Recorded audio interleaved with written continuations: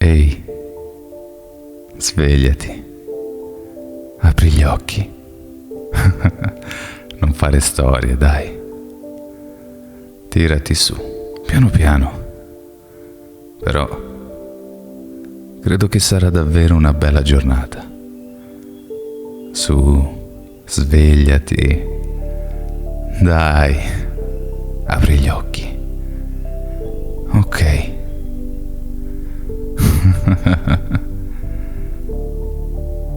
È così.